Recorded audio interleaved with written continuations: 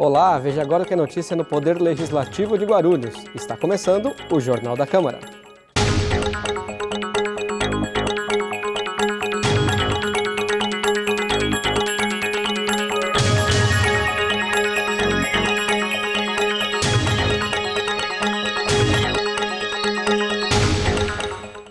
Na última quarta-feira, o Cine Mulher debateu o tema sexualidade com o filme Hoje Eu Quero Voltar Sozinho. O Cine Mulher reuniu cerca de 60 pessoas que assistiram interessadas ao filme brasileiro. O roteiro conta a história de um garoto cego que se apaixona pelo novo colega de escola. Então, esse filme, Hoje Eu Quero Voltar Sozinho, ele vai tratar da questão da sexualidade, né? Das pessoas terem o seu respeito à sexualidade, à opção, se a pessoa quer ser heterossexual, se a pessoa quer ser homossexual, e fazer um debate na sociedade. Existe uma confusão e um debate nessa casa e em várias cidades desse país na questão da igualdade de gênero. Então, o que a gente quer esclarecer para as pessoas? Que igualdade de gênero é direitos iguais entre homens e mulheres. A gente considera justo uma mulher ganhar o mesmo salário exercendo a mesma função que um homem? Então, se a mulher é motorista, ela ganha R$2.000, o homem é motorista, ele ganha R$2.000, é justo? Eu acho que a sociedade considera isso justo, né? Então, isso é um exemplo simples, mas para a gente falar um pouquinho o que é a igualdade de gênero. Então, eu não acho possível um vereador, uma pessoa da sociedade falar que é contra a igualdade de gênero. Então, acho que a gente precisa esclarecer. E, por outro lado, a questão da sexualidade, acho que a gente também tem que debater o respeito às diferenças. A gente viver numa sociedade, a gente construir uma sociedade que não fique incentivando o ódio, a intolerância. Então, a gente precisa respeitar as diferenças das pessoas. Após a sessão de cinema, a Procuradora Especial da Mulher, vereadora Marisa de Sá, do PT, abriu espaço para o debate. Um dos munícipes a subir à tribuna foi o feirante Luiz Henrique Ramos. Ele destacou que as pessoas são iguais e devem ser respeitadas. Eu já vim assistir filme aqui uma vez e achei muito interessante, né, sobre as mulheres, né? E hoje o filme ele abordou algo diferente, né? Da outra vez abordou um assunto sobre as mulheres, da qual eram maltratadas, e hoje o assunto foi completamente diferente, né? Do qual, analisando bem direitinho, tem muito a ver com toda a população, né? Com todo o povo brasileiro, que muita gente nesse assunto ainda acha estranho determinado tipo de coisa, mas para mim não tem nada de estranho, porque a própria experiência de vida faz com que a gente saiba que o andamento da população é dessa forma. E nós não podemos estranhar, porque nós temos que estar preparados para tudo. Eu gostei da forma como o filme abordou, porque, como o colega falou ali mesmo, não é um filme violento, mas um filme até que traz na nossa mente algo diferente, né? Algo que a gente passa a analisar. Quando você presta atenção nas coisas, você analisa, você começa a ver que realmente é necessário que a gente venha tomar uma posição. E qual é? Saber que todos nós somos iguais. Não tem nenhum melhor do que o outro. Apenas um está de um lado numa situação e a gente está de outro, né? A pedagoga Aline Dercat reforçou o coro por maior respeito às diferenças. Muitas pessoas precisam saber respeitar o outro, né? E isso em todos os ambientes de trabalho, nas escolas. Como eu sou pedagoga, eu trabalho na Secretaria de Educação, porém eu já dei aula, então assim, é tudo que a gente precisa passar para as crianças, né? Como é esse respeito que a gente tem que ter pelo outro, né? Que cada um tem um jeito de ser, cada um tem, cada um é diferente do outro, conforme as escolhas, né? Mas que todas devem ser respeitadas. O tema também sensibilizou a auxiliar de limpeza Penha Maria da Silva. Eu fiquei muito emocionada ao ver esse filme. Por quê? Porque é o mundo que nós estamos vivendo, sabe? Às vezes a gente passa pelas outras pessoas, que nesse caso desse filme, falar porque é gay, porque é bicha. Não, ninguém pode falar assim.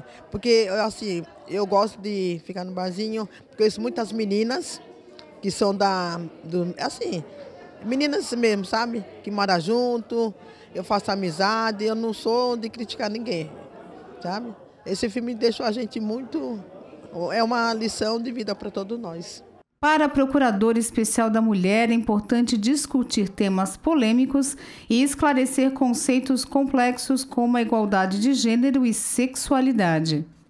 O tema sexualidade, ele é sempre complexo de você debater. Mas eu achei muito bom, eu acho que as pessoas aplaudiram, eu acho que tem divergência de opiniões, né? As pessoas que são evangélicas, com alguns pontos, elas podem não concordar, mas acho que a principal mensagem do filme, para a gente combater o preconceito e respeitar todas as pessoas, todos os seres humanos, eu acho que a gente alcançou, né? Eu acho que divergência, opiniões divergentes na sociedade, é normal que a gente tenha. Que a gente não pode é ter intolerância, é não respeitar as pessoas. Então, eu acho que a gente alcançou. E mais, eu acho que é corajoso a gente vir aqui assistir um filme para falar de sexualidade, enquanto está todo mundo batendo nesse tema, né? E também para esclarecer o que é sexualidade e o que é gênero, igualdade de gênero.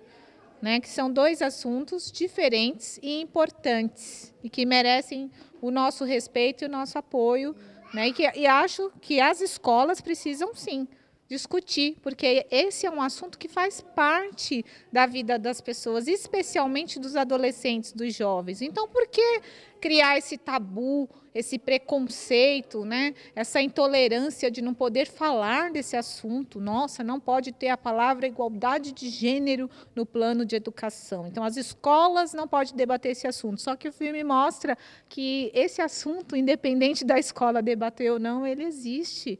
Ele faz parte da sociedade, né? Ele está dentro da vida, do contexto das pessoas. As pessoas têm sua sexualidade, isso é normal. As crianças têm, né, despertam sua sexualidade, conhecer o seu corpo. Eu vejo que se a gente explicar as coisas para as crianças com simplicidade, com verdade, a gente vai formar cada vez mais pessoas boas, valores humanos. E depois do intervalo, Frente Parlamentar em Defesa da Pessoa com Deficiência discute projeto de lei sobre isenção tarifária no transporte coletivo. Voltamos já já.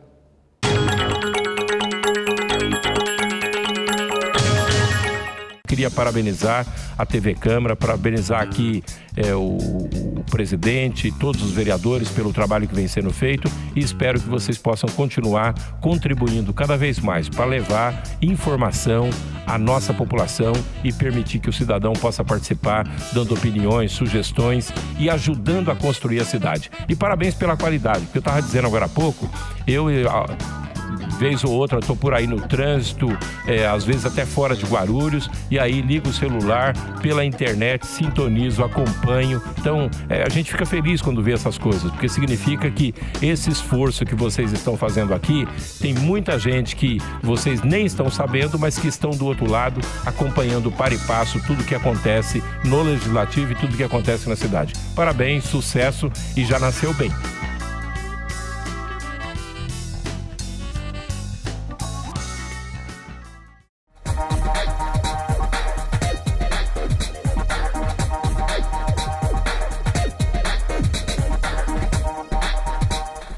A Câmara Municipal de Guarulhos acredita num mundo melhor e mais igual. E a igualdade de direitos passa por cidadãos democraticamente bem informados. Para que a informação chegue realmente a todos, a Câmara aposta na inclusão. A transmissão das sessões conta com o apoio de um intérprete de Libras, a língua brasileira de sinais. Assim, o deficiente auditivo também pode acompanhar tudo o que acontece na política da cidade e exercer, de fato, o papel de cidadão. TV Câmara Guarulhos, o canal da cidadania.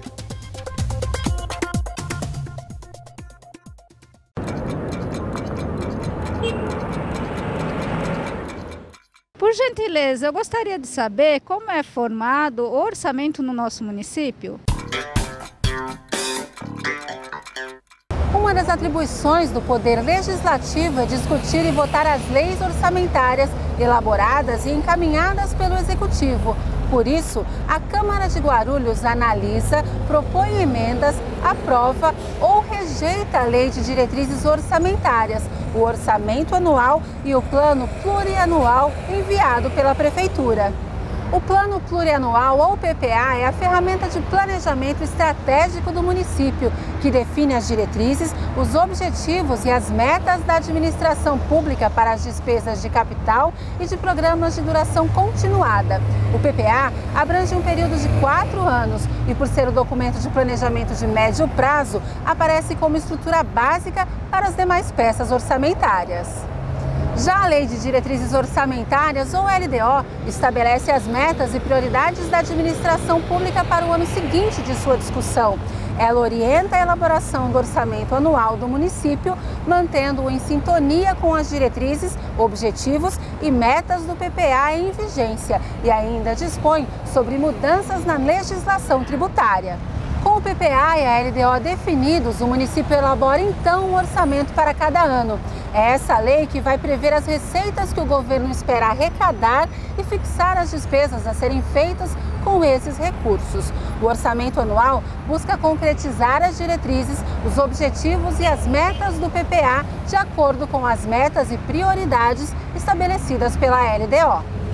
O PPA, a LDO e o orçamento anual estão previstos tanto na Constituição Federal quanto na Lei Orgânica Municipal de Guarulhos. Todas essas peças orçamentárias foram regulamentadas principalmente pela Lei de Responsabilidade Fiscal, que também prevê a realização de audiências públicas para que a população participe ativamente da elaboração do orçamento. Se você tiver alguma dúvida sobre o Poder Legislativo Municipal e quiser ver a explicação aqui no Minuto Cidadão, entre em contato com a TV Câmara Guarulhos. Até a próxima!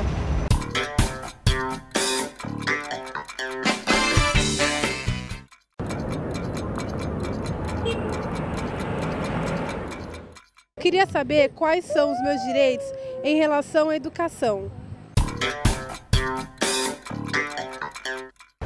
A educação é um direito social garantido pela nossa Constituição Federal. Ou seja, a educação é direito fundamental de todos os cidadãos e é dever do Estado garantir isso. Em Guarulhos, a nossa Lei Orgânica Municipal, que é a lei maior da nossa cidade, também assegura o acesso à educação a toda pessoa que mora aqui. A oferta de ensino deve começar ainda cedo, com creches e pré-escolas para crianças de 0 a 6 anos de idade.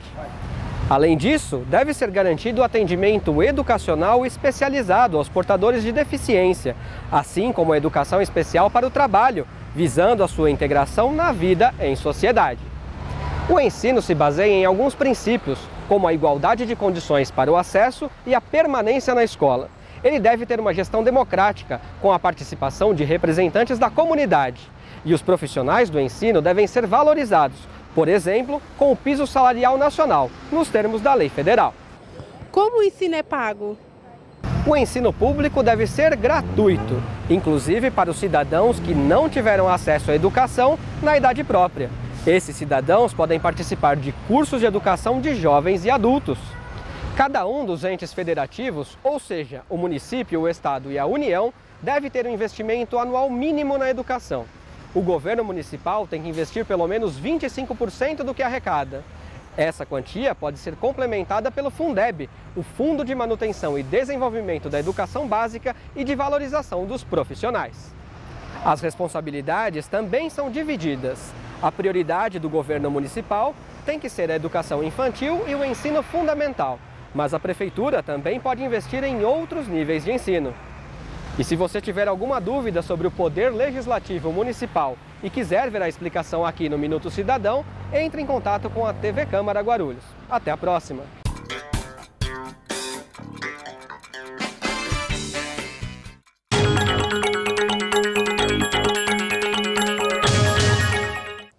A Frente Parlamentar em Defesa da Pessoa com Deficiência se reuniu no dia 17 para debater um projeto de lei sobre isenção tarifária.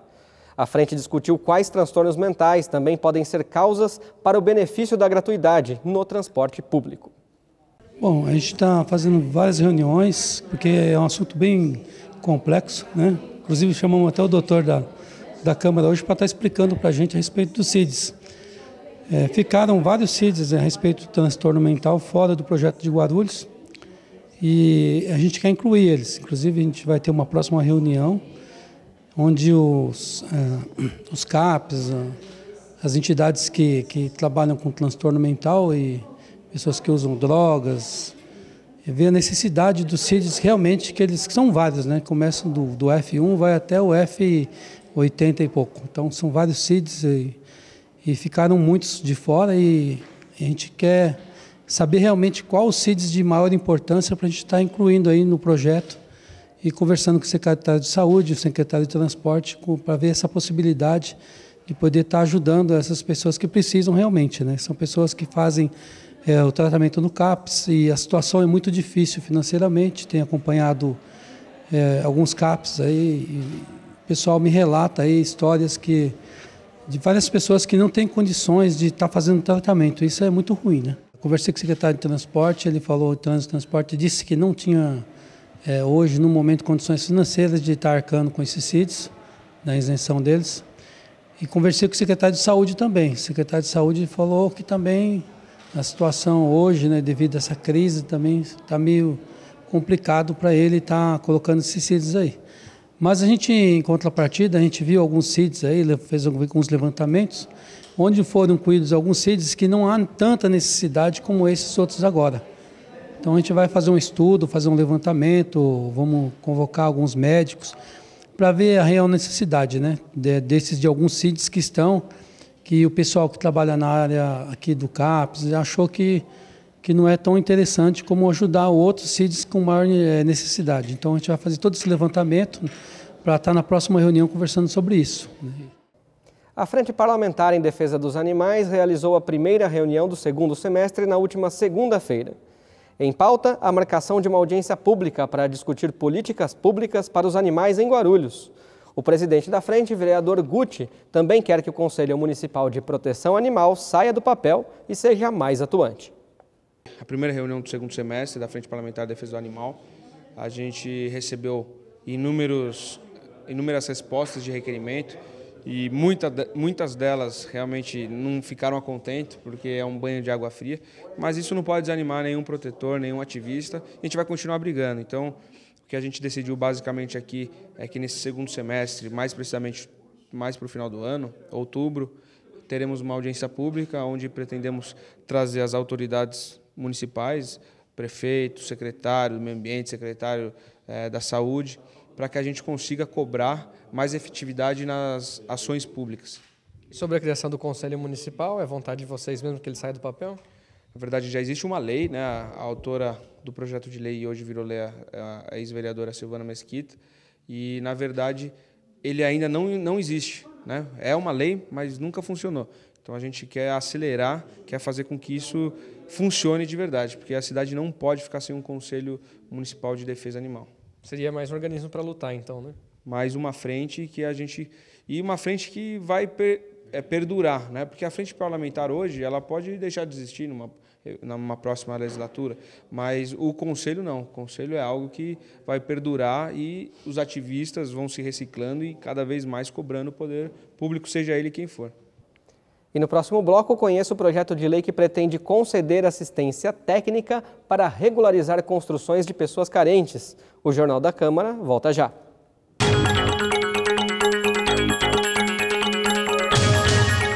Eu tenho um convite para você que acompanha a programação da TV Câmara Guarulhos. Toda quarta-feira rola uma edição inédita do Ponto de Vista, um programa de entrevistas que traz personalidades da nossa cidade e suas opiniões sobre diversos assuntos ligados a Guarulhos. Ponto de Vista toda quarta-feira, logo após o Jornal da Câmara aqui, na TV Câmara Guarulhos, o canal da cidadania.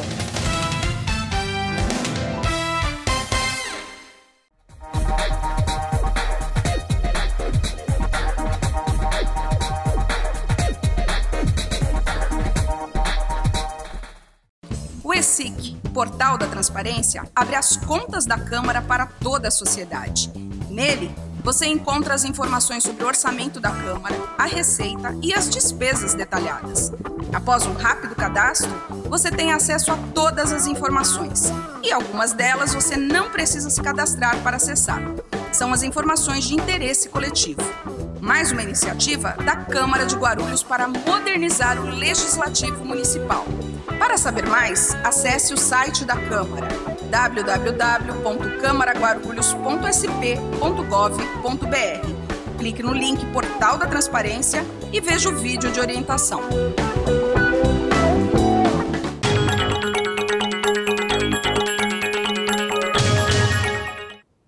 Um projeto da Prefeitura quer conceder assistência técnica gratuita para a realização de projeto, construção, reforma e regularização fundiária de habitações de interesse social. Conheça mais sobre essa iniciativa em entrevista com o vereador petista, professor Samuel Vasconcelos. O Jornal da Câmara hoje conversa com o líder do governo, o vereador Samuel Vasconcelos, sobre um projeto do Executivo que institui uma assistência técnica gratuita a habitações sociais aqui da cidade. É uma assistência para fazer reformas, obras, planta. Explica para a gente exatamente, vereador, qual que é o objetivo desse projeto do Executivo.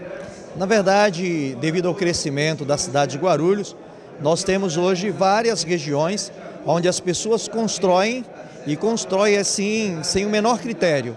E a Prefeitura, cumprindo já o que determina a legislação federal, o prefeito está apresentando um projeto e a Prefeitura vai dar um suporte a essas pessoas para que possam, na construção, já regularizar os seus imóveis. Não será para todos, mas para aqueles que mais precisam, já que tem um limitador de até 3 salários mínimos, ou seja, a pessoa que ganha até 3 salários mínimos e estar construindo, ela vai ter um suporte técnico da Prefeitura para que possa regularizar o seu imóvel. Acredito ser um projeto de grande importância para a nossa cidade. O que vai dar essa assistência? São servidores aqui do município, são parceiros da Prefeitura? Isso já está delimitado no projeto? Através da Secretaria de Desenvolvimento Urbano, a Prefeitura vai estar disponibilizando os técnicos. Porque muitas vezes a pessoa está construindo e sem critério, não tem o arquiteto, não tem o engenheiro, não tem número de inscrição na Prefeitura. E através da Secretaria de Desenvolvimento Urbano, a Prefeitura vai disponibilizar toda essa estrutura para que a pessoa possa regularizar o seu imóvel.